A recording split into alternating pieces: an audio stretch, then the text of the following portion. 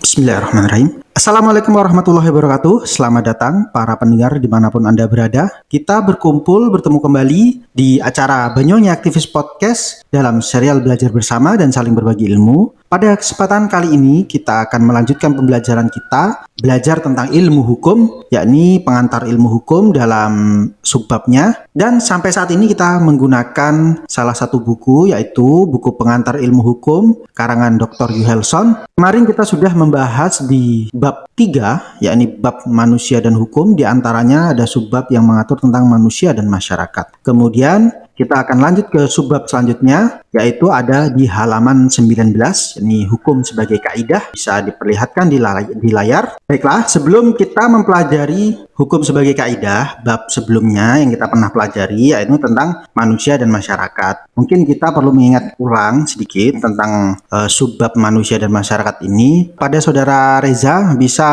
memberikan satu rangkuman ulang terkait apa yang sudah kita pernah pelajari di subbab manusia dan masyarakat. Poin-poin pokok yang pernah kita pelajari sebelumnya di subbab manusia dan hukum. Jadi hubungan antara manusia dan masyarakat, seperti yang kita pelajari sebelumnya, bahwa manusia ini kan pada dasarnya makhluk sosial, yang mana manusia ini dapat hidup orang diri saja. Pergaulan bersama manusia ini timbul satu yang dinamakan masyarakat.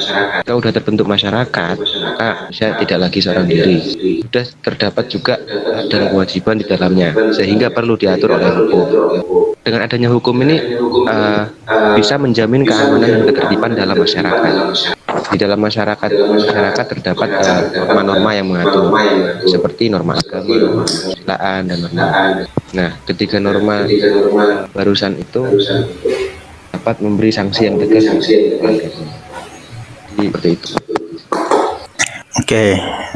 Oke, terima kasih kepada Saudara Reza sudah memberikan satu rangkuman atas apa yang sudah kita pelajari sebelumnya. Dan selanjutnya kita akan masuk kepada pembahasan subbab tentang sebagai kaidah. Nah, yang dimaksud sebagai kaidah ini seperti apa? Kayak kita baca di bukunya, kaidah hukum melindungi lebih lanjut kepentingan-kepentingan manusia yang sudah mendapatkan perlindungan dari kaidah-kaidah lain dan melindungi kepentingan manusia yang belum mendapatkan perlindungan dari kaidah lain. Nah, dari kalimat ini jika kita hubungkan dengan pembahasan subbab sebelumnya, di sini dapat diketahui bahwa adanya kaidah-kaidah yang tersebar di masyarakat. Nah, kaidah-kaidah itu ada begitu banyak, yang mana salah satunya adalah termasuk kaidah hukum. Sedangkan kaidah-kaidah ini salah satu fungsinya itu melindungi kepentingan-kepentingan manusia, dan kaidah hukum juga dalam tugasnya yaitu melindungi kepentingan manusia yang belum mendapat perlindungan dari kaidah yang lain. Nah, kemudian kaidah hukum ditujukan kepada pelakunya yang konkret, yaitu pelaku pelanggaran yang nyata-nyata berbuat untuk penyempurnaan manusia.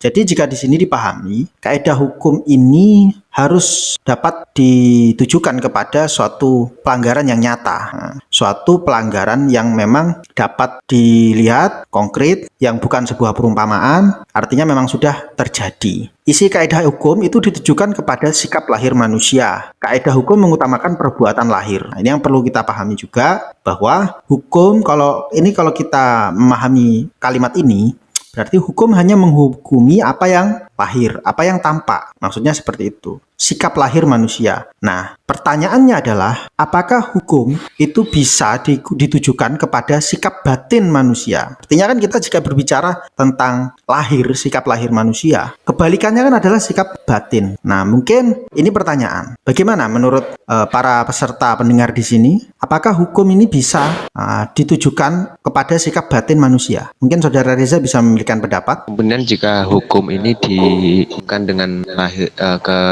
batin manusia ya, itu masih bisa sih. Bisa, kalau menurut Saudara Reza. Oke, itu satu pendapat ya. Cuma nanti kita harus uji pendapat itu benar atau tidak. Apakah ada satu argumen yang mau dikeluarkan oleh Saudara Reza untuk mendukung pernyataan itu? Kaidah hukum ini bisa ditujukan kepada sikap batin manusia itu seperti apa argumennya? Atau mungkin bisa memberikan contohnya seperti itu.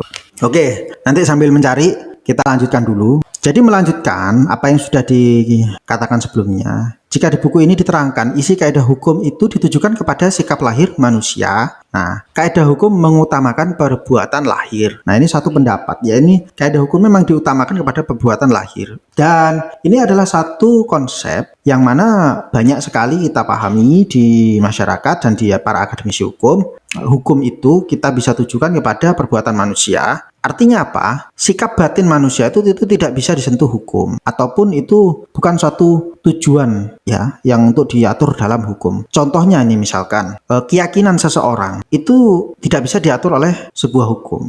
Perbuatan ide seseorang misalkan, niat seseorang itu tidak bisa hukum itu menjangkau atau menghukumi suatu niat di balik perbuatan. Nah, maksudnya seperti ini. Mungkin saya koreksi ya, agak lebih jelas ya. Jadi hukum itu tidak bisa kita terapkan kepada niat yang belum ada pelaksanaannya. Jadi yang dimaksud hukum hanya melihat tindakan lahir manusia atau mengutamakan perbuatan lahir. Ketika ada orang berniat mau mencuri, ketika dia masih berniat, itu belum bisa ditujukan atau dinyatakan dia melanggar sebuah pelanggaran hukum. Mungkin niat itu bisa dinyatakan dalam suatu, ya mungkin dia melakukan pelanggaran bersifat moral di dalam hatinya dia. Tapi jika kita berbicara pelanggaran hukum, hukum tidak bisa menjangkau seseorang yang memiliki niat buruk sebelum orang itu mewujudkan perbuatannya, ataupun ada perbuatan awal, misalkan percobaan, dan yang namanya percobaan misalkan pencurian, percobaan pembunuhan, maka barulah perbuatan yang nampak, yang wujud, yang lahir itu baru bisa dihukumi, baru bisa diberikan satu pengaturan dalam hukum. Nah, jadi yang dimaksud pernyataan ini seperti itu. Mungkin bagaimana? Jadi saudara Reza sudah mulai itu ya, bisa memahami ya tentang ini ya. Oke, cukup jelas barusan. Ini kaidah hukum ini ya tidak mempersoalkan apakah sikap batin seorang itu baik atau buruk. Yang diperhatikan ya adalah bagaimana perbuatan lahiriah orang tersebut, bukan? Nah, itu maksudnya seperti itu. Jadi perbuatan lahiriah itu yang nanti akan menggantungkan seandainya memang ada perbuatan-perbuatan yang kemudian dilekatkan dengan niat jahat ya. Apabila ada dengan sengaja melakukan sebuah perbuatan, misalkan mengambil barang milik orang lain, seperti itu, sebagian atau seluruhnya, niat itu memang bisa dilekatkan kepada perbuatan. Tapi tanpa ada perbuatan, niat itu tidak bisa dihukumi dalam hukum, seperti itu. Jadi bisa dipahami ya. Kemudian, alinea selanjutnya, kaidah hukum merupakan ketentuan atau pedoman tentang apa yang seyogianya atau seharusnya dilakukan. Pada hakikatnya, kaidah hukum merupakan perumusan pendapat atau pandangan tentang bagaimana seharusnya atau seyogianya seseorang bertingkah laku. Sebagai pedoman, kaidah hukum bersifat umum dan pasif. Ini perlu dipahami. Kaidah hukum ini sifatnya itu sebuah pedoman ya. Ketentuan-ketentuan pedoman tentang apa yang seharusnya dilakukan. Pada hakikatnya kaidah hukum merupakan perumusan pendapat-pendapat, pandangan-pandangan tentang bagaimana seyogianya orang bertingkah laku. Jadi ada satu pengertian tentang kaidah hukum itu yang nanti akan kita pahami. Nah, hukum ini sebagai kaidah itu, contohnya ya seperti ini tadi.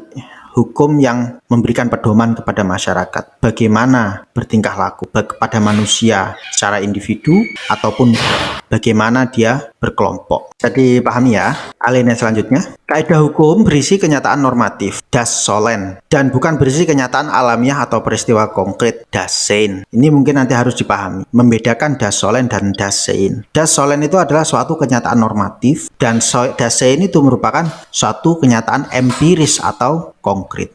Bisa dibedakan enggak? Contohnya das solem dan das sein, kan seperti itu. Terkadang adanya perbedaan antara das solem dengan das sein. Maksudnya seperti apa?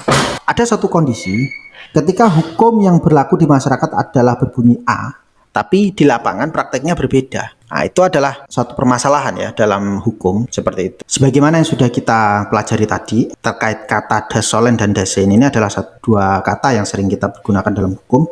Das solem ini yang perlu diingat-ingat adalah apa? Intinya adalah suatu keadaan normatif, keadaan yang seharusnya yang sesuai aturan terjadi harusnya seperti ini, kan seperti itu. Ya contohnya kalau misalkan di suatu peraturan, misalkan membuat SIM, aturannya seperti apa membuat SIM, kan seperti itu. Das solem, das solem. Secara normatif aturannya seperti apa? Kita harus mengikuti langkah-langkah prosedur, yakni melalui tes tulis, nanti ada tes praktek, gitu kan. Nah, Nanti akan ada dasein, kenyataan di lapangan. Kenyataan di lapangan belum tentu seperti itu. Karena kita tidak bisa memungkiri, memang ada. Contohnya adalah misalkan jalan-jalan pintas, mengabaikan aturan-aturan normatif. Nah, itu yang disebut kenyataan di lapangan. Kenyataan di lapangan itu sesuatu hal ya yang memang terjadi dan tidak mesti harus tidak selalu sama dengan apa yang ada di aturan seperti itu.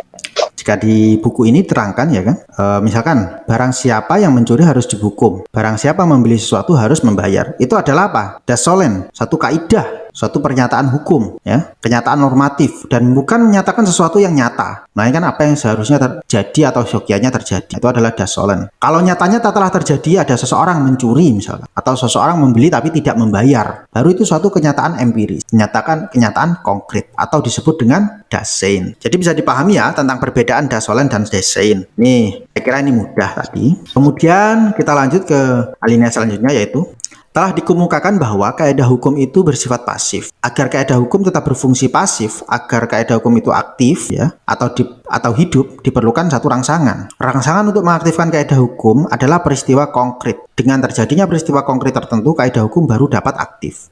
Karena kaidah hukumlah peristiwa konkret itu menjadi peristiwa hukum. Peristiwa hukum adalah peristiwa yang relevan bagi hukum. Peristiwa yang oleh hukum dihubungkan dengan akibat hukum, atau peristiwa yang oleh hukum dihubungkan dengan timbulnya atau lenyapnya hak dan kewajiban. Nah, ini ada konsep yang bisa kita pelajari ya di alinea ini, pembahasan ini. Jadi yang perlu kita pahami, yang disebut kaidah hukum itu kan sifatnya pasif, karena masih kaidah. Jadi letaknya ada di das solen, ya, suatu kenyataan normatif, kenyataan idealis, namanya ideologis atau idealisme. Nah, jadi yang disebut das solen itu tadi kenyataan normatif. Nah, untuk supaya hukum ini, kaidah hukum ini bisa berlaku, bisa aktif, bisa dipergunakan, maka diperlukan itu tadi, peristiwa konkret atau das sein. Sehingga bisa dipergunakanlah kaidah hukum itu untuk menentukan apa yang ditentukan. Nah, ditentukan kemudian apabila sudah terjadi das sein, peristiwa konkret, dan ada kaidah hukumnya, maka terjadilah suatu peristiwa hukum. Jadi bisa dipahami peristiwa hukum itu suatu peristiwa yang relevan bagi hukum. Artinya yang ada hukumnya, yang ada aturan hukumnya. Peristiwa yang oleh hukum dihubungkan dengan akibat hukum. Ada akibat hukumnya, seperti itu. Atau peristiwa yang oleh hukum dihubungkan dengan timbulnya atau lenyapnya hak dan kewajiban. Artinya peristiwa hukum itu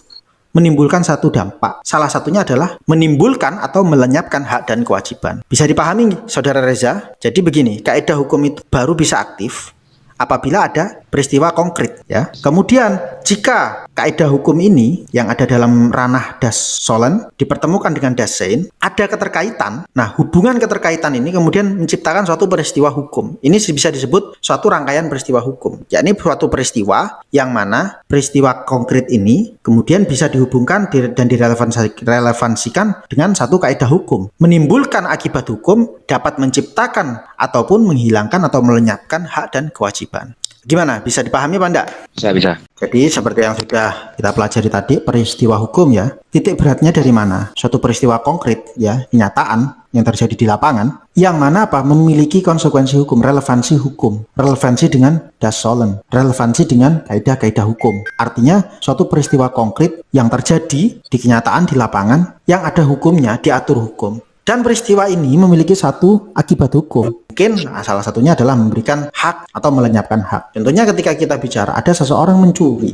Nah, ini bisa disebut suatu peristiwa hukum. Kenapa? Karena mencuri itu sendiri adalah suatu yang sudah diatur di kaidah hukum. Gitu ya. Ada kan? Barang siapa yang mengambil sebagian atau seluruhnya milik orang lain dengan sengaja, dipidana dengan penjara sekian tahun penjara. Nah, pernyataan itu kan ada sebuah kaidah hukum. Nah, pernyataan itu juga merupakan berada di ranah das solen. Ketika sudah ada aturannya seperti itu, kemudian kita hubungkan, ternyata ada relevansinya. Ada seseorang ini yang mencuri, maka seseorang ini harus dihubungkan dengan kaidah tadi, harus dihukum dengan pidana penjara. Nah, pidana penjara sendiri adalah satu bentuk hilangnya hak kemerdekaan seseorang. Jadi akan menghilangkan hak seseorang di sana. Dan banyak sekali sebenarnya, tidak hanya bicara tentang pencurian. Bahkan peristiwa-peristiwa hukum itu adalah bisa terjadi di banyak peristiwa, bisa jadi sebuah peristiwa hukum. Tidak sengaja pun bisa jadi sebuah peristiwa hukum. Ketika seseorang melahirkan, itu bisa jadi sebuah peristiwa hukum. Kenapa? Dengan lahirnya seseorang, maka dia aturlah di peraturan undang-undangan bagaimana terbentuk suatu subjek hukum baru, orang yang baru, subjek hukum yang baru. Ada cara untuk membuat satu akta kelahiran. Kaidah hukumnya kalau ada bayi yang baru lahir harus diatur, dibuatkan sebuah akta kelahiran, kemudian dibuatkan kartu tanda penduduk untuk dicatatkan, dan dengan pencatatan tersebut telah timbul satu subjek hukum baru yang memiliki hak dan kewajiban. Sejak lahirnya dia, seseorang yang lahir ini memiliki hak waris misalkan, memiliki hak untuk mendapatkan kasih sayang dari orang tuanya, hak untuk mendapatkan pengasuhan, hak untuk mendapatkan nafkah dari orang tuanya. Jadi peristiwa hukum ini sangat luas sekali cakupannya. Jadi bisa dipahami, semoga ini bisa memberikan satu gambaran tentang apa itu peristiwa hukum. Kemudian, kita lanjutkan, ternyata tidak semua pelanggaran kaidah dapat dipaksakan sanksinya. Beberapa kewajiban tidak dapat dituntut pemenuhannya menurut hukum secara paksa. Ini terjadi misalnya dengan kewajiban yang berhubungan dengan apa yang dinamakan perikatan alamiah atau obligatio naturalis. Suatu perikatan yang tidak ada akibat hukumnya. Jadi ada perikatan yang mempunyai akibat hukum yang disebut dengan perikatan perdata, obligatio civilis. Nah, kita bicara tentang perikatan ini. Jadi memang tidak semua kaidah itu bisa dipaksakan sanksi. Ada kaidah-kaidah yang tidak bisa dipaksakan sanksinya dalam ranah apa? Menurut Dr. Wilhelson ini dalam ranah perikatan yang alamiah, bukan perikatan perdata. Perikatan itu apa sih? Nah, itu menjadi pertanyaannya. Saudara Reza bisa enggak sedikit mungkin yang saudara ketahui perikatan itu apa? Perikatan ini keterhubungan atau persekutuan. Oke, jadi kalau kita secara sederhana ya, perikatan memang bicara tentang hubungan baik antar dua orang atau lebih, atau bisa dibilang persekutuan. Yang mana kemudian jika kita bicara tentang perikatan tadi, menurut Dr. Wilhelson ada dua, perikatan alamiah dan perikatan perdata. Nah, perikatan perdata ini tadi itu nanti akan adanya satu hak dan kewajiban. Perikatan perdata itu hubungan antara dua belah pihak, baik antara dua belah pihak atau lebih, yang nanti akan menimbulkan satu hak dan kewajiban. Nah, apabila perikatan ini menimbulkan hak dan kewajiban, disitulah fungsi adanya hukum. Nah, nanti bisa diterapkanlah di sana kaidah hukum. Sedangkan perikatan-perikatan yang nanti tidak ada hak dan kewajiban di sana, itu yang nanti tidak bisa diterapkan kaidah hukum. Karena tidak menimbulkan hak dan kewajiban. Ya mungkin contohnya ya, perikatan yang tidak bisa diterapkan kaidah hukum, bisa enggak Saudara Reza memberikan satu contoh misalkan yang tidak ada kaidah hukumnya, atau kalaupun ada ya tidak bisa dipaksakan juga seperti itu. Kalau bicara kaidah tidak mesti hukum ya, kaidah kalaupun ada tidak bisa dipaksakan. Contohnya seperti apa sih perikatan naturalis ini? Tentang kepercayaan seseorang. Tentang kepercayaan seseorang. Bisa enggak contohkan lebih jelas? Belum dapat.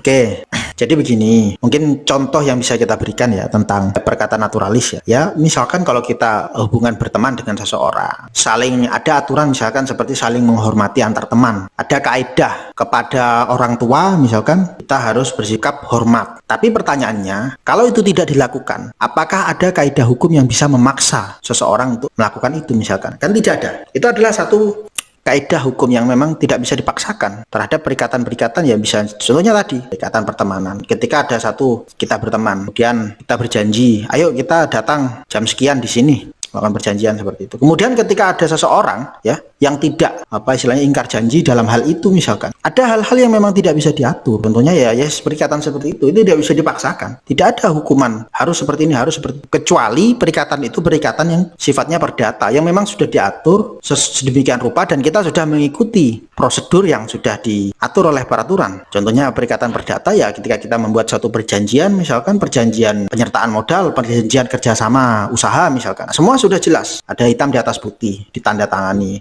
Kita ikut kaidah-kaidah aturan hukum. Ketika kita sudah melakukan prosedurnya, prosedur hukum yang kita lakukan semua sudah lengkap dengan segala persyaratan, kita sudah menyiapkan saksi juga. Jika terjadi pelanggaran, maka akan ada kaidah yang bisa memaksa seseorang itu untuk melaksanakan ataupun menghukum seseorang ya. Contohnya misalkan dalam perjanjian perbankan, orang meminjam uang, ada hukum seperti memaksa seperti bunga, denda. Kalau hukum misalkan denda gitu. Ada aturan yang bisa memaksa seperti ya mungkin sita, penyitaan, hal-hal seperti itu. Itu hanya bisa diletakkan kaidah itu yang memaksa itu kepada perikatan-perikatan perdata yang sifatnya memang sudah diatur oleh hukum. Kalau tidak ada hukumnya, nah ini tugas kita untuk bagaimana supaya satu perikatan itu bisa dipositifkan, bisa menjadi sebuah hukum seperti itu.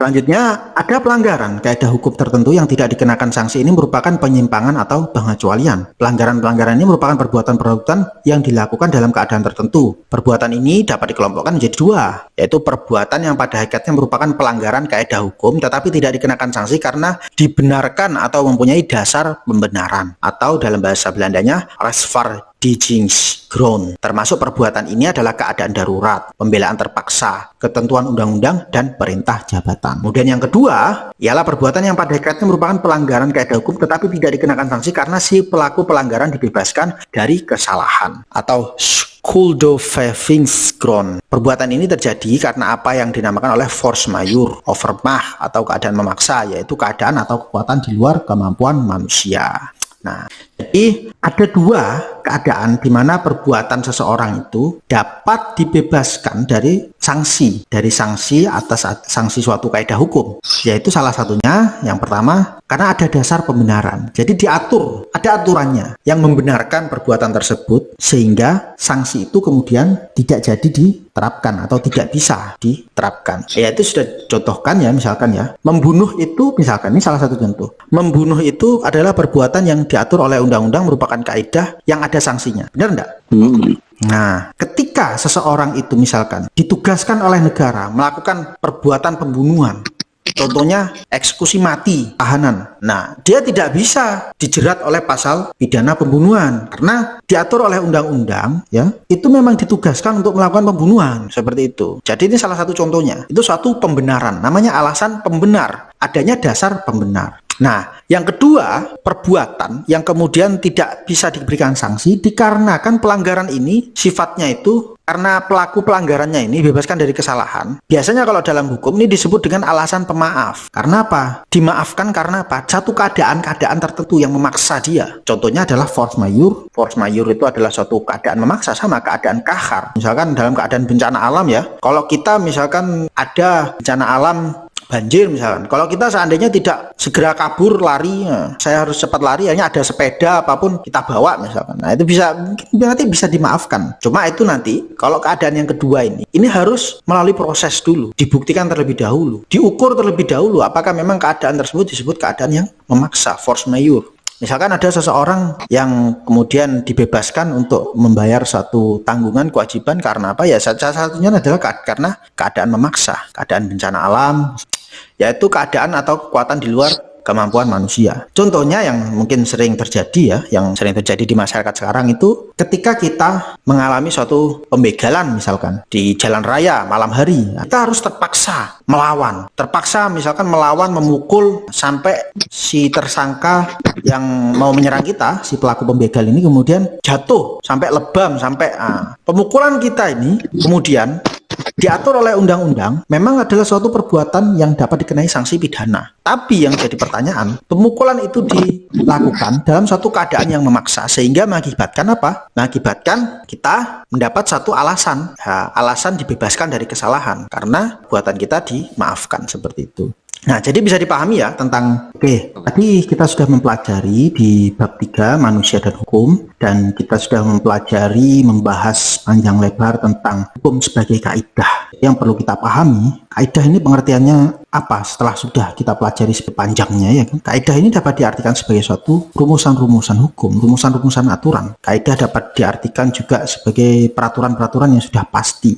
Artinya, jika kita kembalikan kepada pembelajaran tadi di bab-bab yang sudah kita baca, maka kaidah-kaidah ini adalah satu aturan-aturan hukum ya, rumusan-rumusan hukum yang kemudian masih ada dalam tataran dasolen, dataran abstrak, tidak ada di dunia nyata misalkan, tidak empiris. Baru kemudian kaidah hukum ini dapat kita terapkan, dapat kita gunakan apabila terdapat suatu perbuatan, peristiwa konkret yang terjadi di lapangan. Nah, itu disebut dengan das sein. Ketika peristiwa konkret yang terjadi di lapangan ini kemudian dihubungkan dengan kaidah hukum yang ada, kemudian ada akibat hukumnya, baik berupa sanksi ataupun berupa timbul atau hilangnya suatu hak, maka ini disebut dengan peristiwa hukum. Dan dalam proses itu terdapat kaidah-kaidah hukum yang sanksinya itu tidak bisa diterapkan pada perbuatan-perbuatan tertentu, pengecualian, yaitu apa? Perbuatan-perbuatan yang terdapat dasar pembenarnya. Kemudian terhadap perbuatan-perbuatan yang itu dapat dimaafkan, yaitu perbuatan-perbuatan yang mendesak, misalkan yang dilakukan dalam keadaan mendesak, dalam keadaan yang berada di luar kemampuan manusia, sehingga seseorang melakukan itu dalam keadaan terpaksa. Itu adalah satu rangkuman singkat sebenarnya. Sebenarnya masih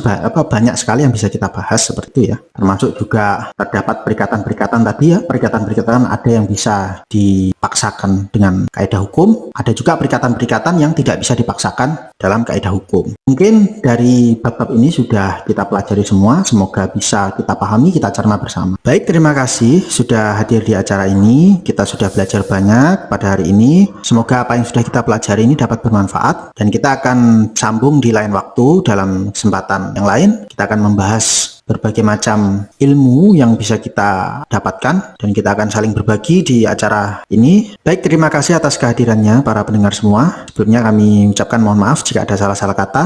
Wabillahi taufik wal hidayah. Wassalamualaikum warahmatullahi wabarakatuh.